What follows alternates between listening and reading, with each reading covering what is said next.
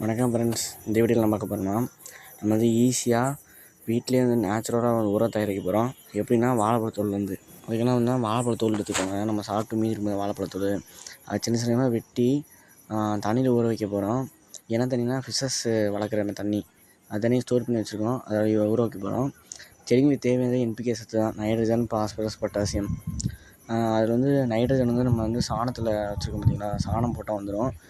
Potassium பொறுத்தளவு இந்த மாதிரி வாழைப்பழத்தோல் அதிகமாக இருக்குது. என்னென்னா தண்ணியில் ஊற வச்சு அது 7 நாள் ஊற வைக்கணும். கொசுவில் கண்டிப்பாக போட்டுடணும், ஏன்னா கொசு இல்லை ஈ வந்து முட்டை வச்சிடும்.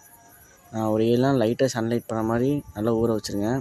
அடுத்து ஒரு 7 நாள் கழிச்சு வந்து பார்த்திங்கன்னா நல்லா ஊறி இருக்கும் வாழைப்பழம். அப்போ என்ன பண்ணணும்னா எப்பயும் போல் நம்ம நாட்டு சக்கரை, மாவு, தோட்டத்து மண் இதெல்லாம் போட்டு நல்லா கலக்கி விடணும்.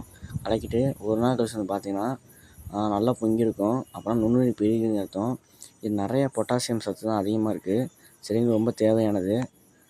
இது வந்து தனிப்பயன் போல் தண்ணியில் கலந்து ஊற்றிட வேண்டியதுதான். இது மாதிரி இன்ட்ரெஸ்டிங்கான வீடியோ நம்ம சேனலில் வந்துக்கிட்டே இருக்கும். அது ஸ்டே வித் நேச்சர். மறக்காமல் சப்ஸ்கிரைப் பண்ணியிருக்கேன். Stay with nature.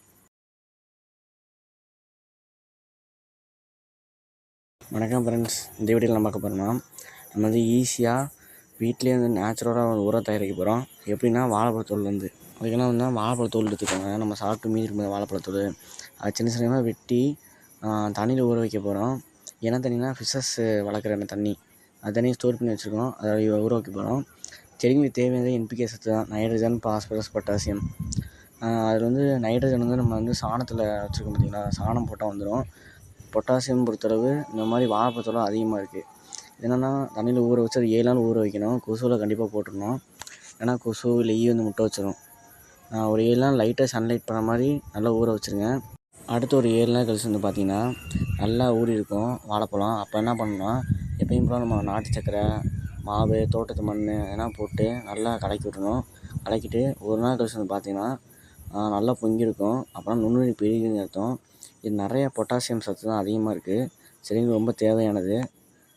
இது வந்து தனிப்பயன் போல் தண்ணியில் கலந்து ஊற்றிட வேண்டியதுதான். இது மாதிரி இன்ட்ரெஸ்டிங்கான வீடியோ நம்ம சேனலில் வந்துக்கிட்டே இருக்கும். அது ஸ்டே வித் நேச்சர். மறக்காமல் சப்ஸ்கிரைப் பண்ணியிருக்கேன். Stay with nature.